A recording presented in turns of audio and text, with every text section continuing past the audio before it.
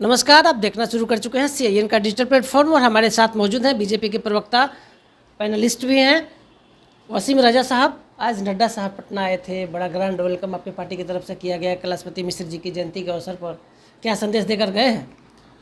देखिए, जेपी नड्डा जी का आज पटना में आगमन हुआ और आदरणीय अध्यक्ष जी का पूरे पटना ने, पूरे बिहार ने भव्य जोरदार स्वागत किया, क्योंकि जिस विषय के लिए, जिस कार्यक्रम के लिए आए, कैलाशपति मिश्र जी अपने आप में एक संगठक थे, एक विचार थे जो बिहार को और देश को एक जिस दृष्टि से वो देखना चाहते थे।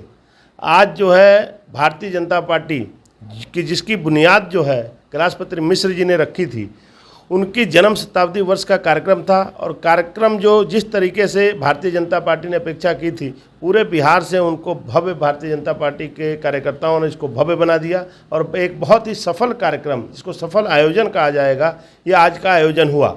और जैसे कि जेपी नड्डा जी ने उनके बारे में एक एक विषय पे बताया, इससे ये साबित होता है कि भारतीय जनता पार्टी एक ऐसी पार्टी है कि जिससे जो अपने कार्यकर्ताओं को, जिस कार्यकर्ता ने इस पार्टी की बुनियाद रखी, आज वो इस दुनिया में नहीं है, उसके बावजूद भी ये पार्टी की विचारधारा, पार्टी के सिद्धांतों में है कि आज हम सब मिलके, भारतीय जनता पार्टी के एक एक कार्यकर्ता मिलके उनके जन्म शताब्दी वर्ष को मना रहे हैं। 100 वर्ष पूर्ण होने पे इतना भव्य कार्यक्रम किया जा रहा है। अन्यथा दूसरी पार्टियों में ऐसी सोच और ऐसा स्वभाव नहीं होता है। ये भारतीय जनता पार्टी ही पार्टी है जो पार्टी में जो भी कार्यकर्ता रहता है वो एक नेता के तौर पे नहीं देखा जाता है, कार्यकर्ता के तौर पे नहीं, उनको एक परिवार का हिस्सा माना जाता है। तो जिस तरीके से हम अपने परिवार में पूर्वजों को याद करते हैं, पूर्वजों के लिए उनके लिए हमेशा प्रार्थना, उनके लिए कुछ ना कुछ आयोजन करते रहते हैं, उनके लिए हवन पूजा पाठ करते रहते हैं। तो देखिए, भारतीय जनता पार्टी की सोच देखिए कि किस तरीके की सोच है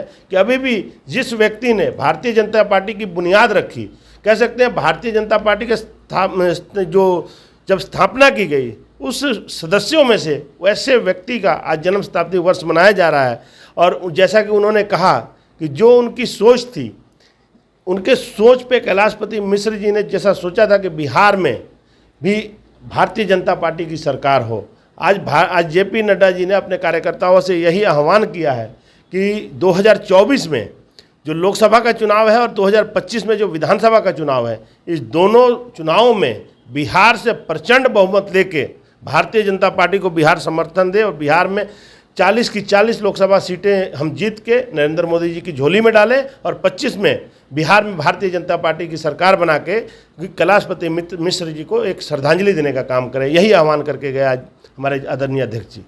लेकिन वसीम साहब, मैं भी मौजूद था कार्यक्रम में, जेपी नड्डा साहब ने नीतीश कुमार पर करारा हमला बोला, तो क्या नीतीश कुमार के लिए आप लोग दरवाज़ा बंद कर दिए हैं? आप पार्टी के अधिकृत प्रवक्ता भी हैं। देखिए, नीतीश कुमार जी हमें छोड़ के गए थे, हमने नीतीश कुमार जी को नहीं छोड़ा था।